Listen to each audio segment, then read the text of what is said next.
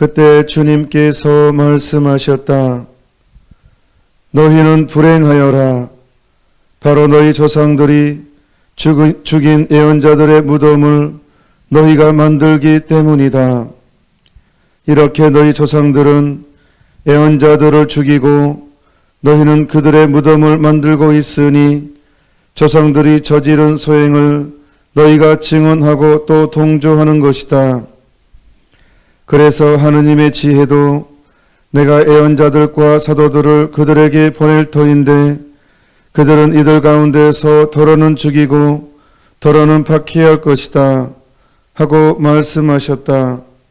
그러니 세상 창조 이래 쏟아진 모든 예언자의 피에 대한 책임을 이 세대가 져야 할 것이다. 아벨의 피부터 제단과 성소 사이에서 죽어간 즈카리아의 피에 이르기까지 그렇게 해야 할 것이다. 그렇다. 내가 너희에게 말한다.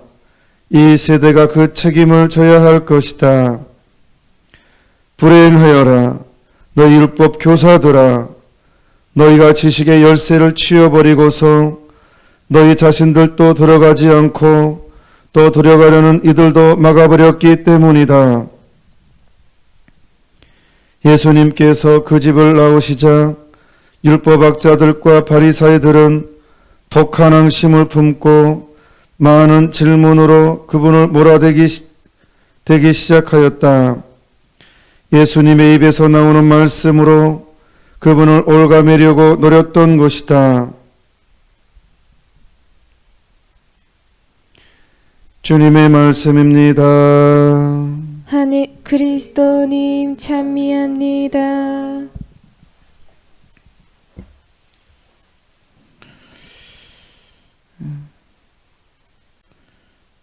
사람들은 영적 지도자, 그러니까 성직자, 사제들을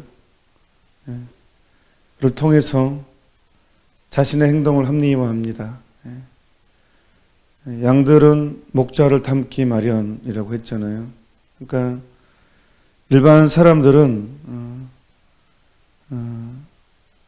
이 성직자들의 말과 행동으로 자신의 행동을 합리화하는 경향이 아주 강합니다. 그래서 이 예수님 시대에 이전에도 그랬지만 박해를 받지 않은 예언자들이 없었죠. 예언자들은 이 초심으로 돌아가게 만들고 신앙의 개혁을 항상 부르짖던 사람들이잖아요. 근데 우리가 성서를 읽어보면 이런 하느님의 부르심을 받고 소명을 받은 예언자치고 환영을 받은 예언자가 없어요. 굉장한 고통을 당하고 박해를 당하고 죽음을 당하고 이랬죠.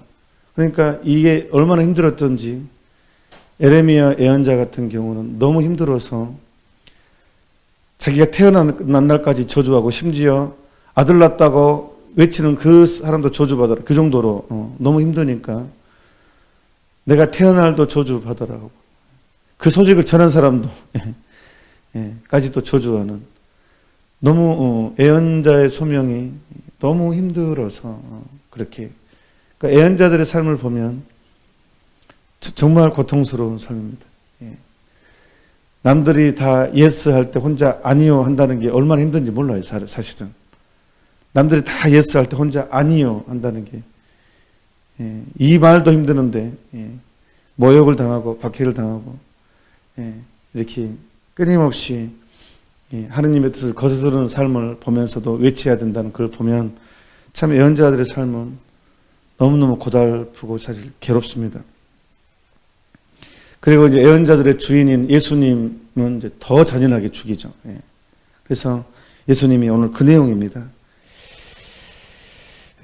너희 조상들은 예언자들을 죽이고 너희는 그들의 무덤을 만들고 있으니 조상들이 저지른 소행을 너희가 증언하고 또 동지하는 것이다. 그리고 이제 세상 창조 이래 쏟아진 모든 예언자의 피에 대한 책임을 이 시대가 져야 할 것이다 하면서 이렇게 이제 예수님까지도 이제 달려들어서 죽이려고 하는 이것을 보고 이제 그러면서 예수님이 정말 뼈아픈 소리 합니다. 지금의 정교 지도자들이 뼈아프게 들어야 될 소리인데 또 이게 안 들리죠, 사실은. 이렇게 한번 이렇게 이 사람이 어떤 안락에 빠지면 목숨을 걸고 그 안락을, 그 권력과 안락, 기득권이라는 단어로 쓰죠. 그걸 지키려고 목숨을 걸죠. 이것을 해야만 가만 놔두지 않죠. 그래서 예수님께서 이렇게 말씀하십니다.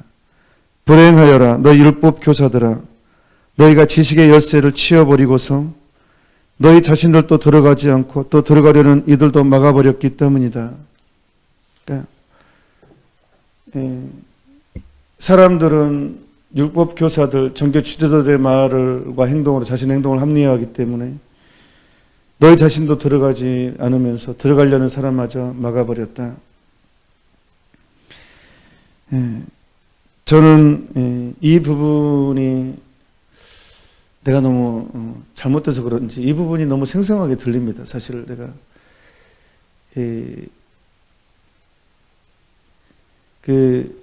저는 개인적으로 오늘 축일인 대들에서 성녀의 천주자비의 글 자서전이잖아요. 그 글을 읽으면서 되게 이 어떤 영적인 감각을 많이 도움을 받았던 것 같아요. 특히 이제 제가 되게 놀랍게 들었던 것을 제가 가끔 강론 때 얘기하지만 소죄를 죄가 아니라고 가르치고 고해성사를 보러 갔는데 자서전에 나와요. 소죄를 죄가 아니라고 말하고 중죄를 소죄라고 가르치는 고해 신부를 피하라고. 그러면 같이 망한다고. 그리고 스토이가 망하느냐 흥하느냐의 비결은, 스토이가 세신되느냐 스토이가 망하느냐의 비결은 어떤 고해 신부를 스토이에 모시느냐에 따라 달려있다고. 그만큼 사제의 역할이 직결된다. 그래서 굉장히 저는 이 부분이 굉장히 중요하게, 내가 정말 좋은 영적 지도자를 만나야 되는구나. 그리고 모든 사제들의 모든 행동이 다 옳은 것이 아니구나. 굉장히 이 시대에는 영적 분별을 해야 되는 시대구나라는 것을 전 대들에서 성녀 글을 통해서 많이 확신을 했고, 또 제가 신학생 때로 기억하는데, 신부 때구나. 신부 때,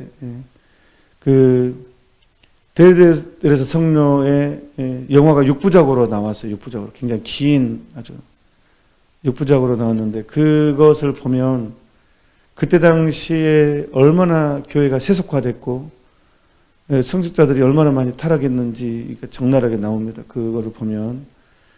조림을 당하고, 조롱을 당하는 이 모습, 사람들로부터 그런 모습 보면서 이 영적인 분별이 얼마나 중요한지.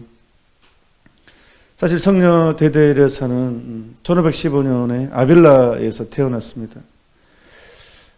아빌라라는 도시가 정말 저도 한번 가봤는데, 이제 하느님의 은총으로 이렇게 수녀님이 또 이렇게 수도 생활하는 수도원도 방문하고 이렇게. 그런데 부모님이 정말 대단했습니다. 부모님이 어릴 때부터 이 딸을 정말로 신앙적으로 가르치려고 정말 많은 노력을 기울였습니다. 그리고 좋은 책들을 이렇게 읽히도록 했는데, 얼마나 신앙적으로 잘 가르쳤던지, 이 어린 나이에 4살 많은 오빠를 하고 이렇게 설득해서 순교를 우리 하자, 하느님을 위해서 우리가 순교를 해야 된다 해가지고 어린 나이에 길을 떠납니다. 저는 초등학교 3학년 때 가출을 해가지고 길을 떠났는데, 부모로부터 해방하려고 아빌라 데레사는 순교를 위해서 그 나이에, 초등학생 3, 4학년 나이에 순교를 위해서 4살 많은 오빠를 설득해서, 그 정도로 어린 나이에 오빠를 설득할 정도니까 상당히 총명했던 것 같아요. 오빠가 동생을 설득해야 되는데, 그 4살도 많은 걸 설득해가지고 우리 하나님께서 목숨을 바쳐야 돼. 이게 영광이다 하면서 이렇게. 이제 그때는 이제 이슬람 세력을 떨치고 있었기 때문에 거기 가면 우리 정말 우리를 죽여줄 것이다. 우리가 그 사람들한테 가서 나는 예수님 믿는 그리스도의 신자입니다. 막 하면 분명히 우리를 죽일 것이다 해가지고 그렇게 길을 떠납니다. 다행히 큰아버지한테 발견이 됩니다. 발각이 돼가지고 결국은 돌아오게 됩니다. 그런데 12살에 어머니가 돌아가셔요. 아주 어린 나이죠. 12살에 이제 어머니가 이제 돌아갑니다. 딸한테 12살 어린 나이한테 어머니가 죽으면 세상이 무너진 거죠. 사실 전부를 잃어버린 거잖아요. 그때 물론 성녀 소아데레사는 4살 때인가 이렇게. 그러니까 성인들을 보면 참 고통이 많습니다. 이 혹독한 아픔을 통해 사람이 성장하는 것 같아요. 그러니까 근데 이제 12살의 대데레사가 왜 대데레사는 대자하고 소아데레사 구분하기 위해서입니다. 성녀 소아데레사하고 대데레사 구분하기 위해서. 근데 눈물을 흘리면서 성모님께 애원합니다. 이제 당신이 저의 어머니가 되어달라고, 친어머니가 되어달라고. 이미 친어머니였지만 더 확실하게 서원을 합니다. 성모님께 직접 당신이 어머니가 되어달라고 이렇게 합니다. 12살에. 아버지는 정말로 어린 딸을 정말 사랑했고 신앙적으로 아주 철저하게 그래서 평소에 아버지는 딸에게 세상은 정말 덧없는 것이다. 저는 어떤 영적인 에너지를 정말 바탕을 중요한 것들을 많이 전달해 줍니다. 아버지가. 그리고 딸의 그런 문화에 물들지 않게 하기 위해서 아버지는 14살에 수녀원에 보냅니다. 수녀원 교육에. 14살에 수녀원 들어가기 위해서 최소한 세상적인 물들지 않게 이렇게 교육을 아주 착실하게 받게. 그러니까 대데레사는 어린 나이부터 사실은 수도 체험을 합니다. 14살 때부터. 그리고 이제 교육을 거기서 받고 19살에 정식으로 수녀원에 입회합니다. 19살에. 그러니까 아버지가 완전 다른 사람이에요. 귀족 집안이고 아벨라의 상당히 귀족.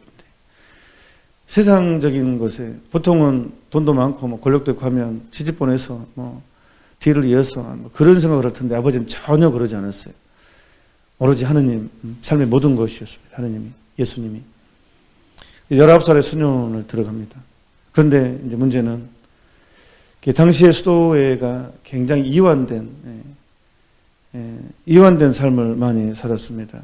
그래서 갈등을 내적 갈등도 상당히 많이, 몸도 허약했고, 그래서 병도 좀 많이 앓았고, 또 수도회가 이완돼서 이거를 나와야 되느냐, 이거 어떻게 해야 되느냐, 이렇게 굉장한 극심한 고통을 겪습니다. 이게 어떻게 해야 되나. 그런데 이 성녀에게는 2가지 큰 체험이 있습니다. 그 이제 완전히 반전이, 성녀의 삶을 완전히 세진시키는 사건이 있는데, 하나는 이 상본을 예수 그리스도의 순환받는 상본을 통해서 생생하니 예수님의 순환을 경험하게 됩니다. 이게 이제 생생하게, 그래서 자기가 너무 위안된, 너무 느슨한 삶을 살고 있다는 것에 대한 엄청난 각성을 하게 됩니다. 또 하나는 그 성 아우구스티노의 자서전을 읽습니다. 아우구스티노의 이제 자서전을 읽고 나서 완전히 또 한 번 뒤집어지는 경험을 하게 됩니다. 새로운 신앙에 대한 쇄신, 이렇게 살면 안 되는다. 수도회가 이렇게 살아서는 안 된다라는 엄청난 이제 이렇게 그래서 각성을 하고 이제 이것을 개혁을 합니다. 그러니까 그리고 이제 하느님께서는 여기에 맞춰서 엄청난 이제 내적인 외적인 시련과 환시, 엄청난 이제 일이 시작됩니다. 이 성녀에게. 근데 분명한 것은 이런 엄청난 환시를 주면서도 내적인 시련과 고통은 동시에 주어집니다. 이게 엄청난 많은 고통을 성녀가 겪죠. 그리고 이제 본격적으로 개혁 수도회를 하는데 얼마나 반발이 심했겠어요. 반대가 심했겠어요. 교회의 거의 성직자들을 통해서도 박해가 오고, 동료 수도자들을 통해서도 박해가 오고, 심지어는 시민들이 떼지어서 그 수도회에 몰려가서 막 그 성녀를, 시민들이 집단으로 행동을 해서 막 데모를 하고, 하여튼 별 일들이 많이 일어나죠. 그런데 이 성녀는 여자 수도에만 개혁한 게 아니에요. 여장부입니다. 여장부. 남자 수도에도 새로 개혁을 합니다. 15개나 수도회를 이렇게 설립하고 개혁하고 이렇게 해서 정말 불도저 같은 이렇게 저력을 물론 성령께서 인도하시지만 그 저력을 발휘합니다. 그리고 묵상기도에 대한 틀, 기도생활에 대한 틀도 이분이 확고하게 이제 바로 잡습니다. 그래서 중세에 어떤 신비가이면서 영적 교회 개혁가로서 그리고 또 이분이 또 머리까지 비상해서 머리까지 좋아서 이 학식과 덕 두 가지를 동시에 다 갖춘, 그래서 교회는 이분을 교회 학자로 선포하시죠. 하여튼 이분이 남긴 글들은 정말 많습니다. 그래서 이 지도자들이나 사제들은 어떤 영적 분별과 어떤 중심을 잡기 위해서는 이분의 도움을 참 많이 받습니다. 영혼의 성, 불후의 명제라고 말하는 영혼의 성과 이제 또한 자서전 중심에 있죠. 이 글에. 그다음에 이분은 창립사도 있고 이 글에 대해서 저는 창립사도 읽으면서 되게 수도자가 되고 싶다는 그 꿈을 또 많이 꾸었던 적이 있었습니다. 한번 유명한 일화 중에 하나는 이분이 교회를 또한 또 다른 개혁 수도회를 설립하고 나서 늦은 밤에 이제 출발해서 밤늦게 이렇게 마차를 타고 오는데 옛날에는 길이 안 좋았잖아요.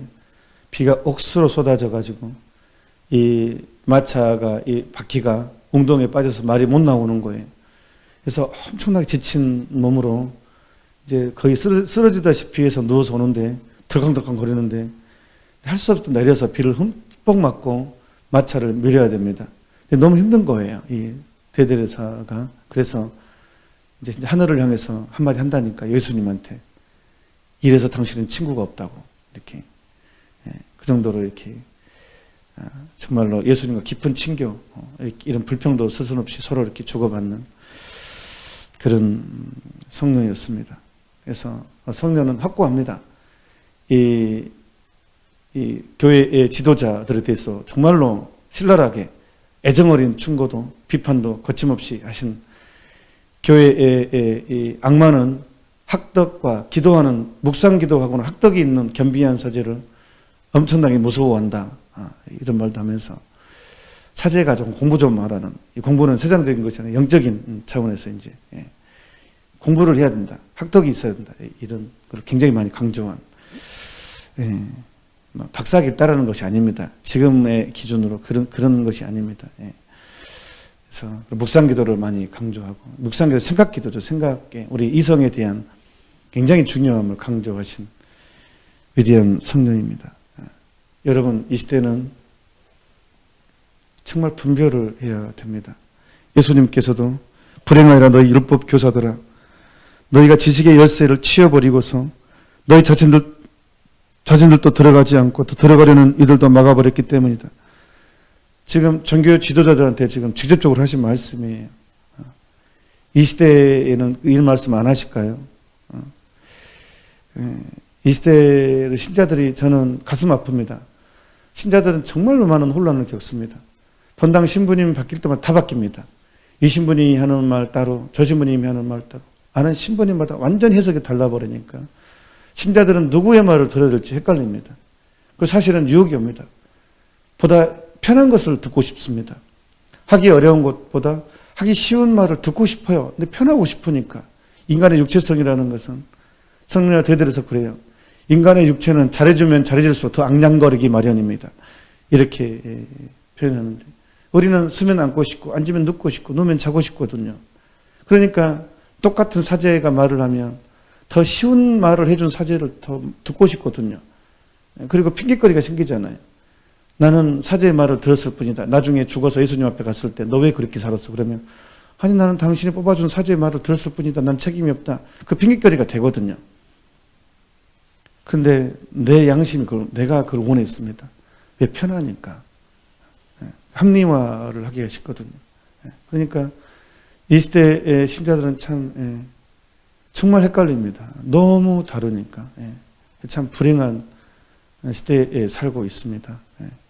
그래서 우리는 분별을 해야 되고 기도를 해야 되고, 그러니까 이 킹스토바 검은 성모님 가운데 망토에 별이 있잖아요. 별. 우리는 성모님을 바다의 별. CMBS에서 꼭 저녁 기도 때 마치고 바다의 별을 노래하잖아요. 왜? 칠같이 어두운 밤에 동서남북이 구분이 안 될 때, 영적인 분별이 안 될 때 누구를 보면 됩니까? 성모님 보면 됩니다. 그래서 성모님은 바다의 별이라고 하는 거예요. 칠같이 어두운 밤에 사공들, 뱃사공들은 나침밤도 없고 깜깜할 때 항해를 해야 되는데 이 어디로 가는지 모르잖아요. 그런데 그 방향을 잡는 게 별이었습니다. 북곡성을 보면 저쪽이 북쪽이구나. 그렇게 알고 그렇게 해서 항해를 위치를 잡았습니다. 그래서 성모님을 우리는 바다의 별이라고 하고 있습니다. 그러니 성모님을 바라보면 훨씬 더 중심을 잡기가 쉽습니다. 성령 대들에서 12살 때 어머니가 돌아가시고 성모님께 친히 당신이 저의 어머니가 되어주십시오 라고 했고 실제로 봉헌행위를 이루어졌습니다. 그렇기 때문에 성모님께서는 확실하게 이분의 삶을 인도해 주셨던 것입니다. 오늘 성령 대들에서 주기를 맞이해서 정말로 분별을 정하고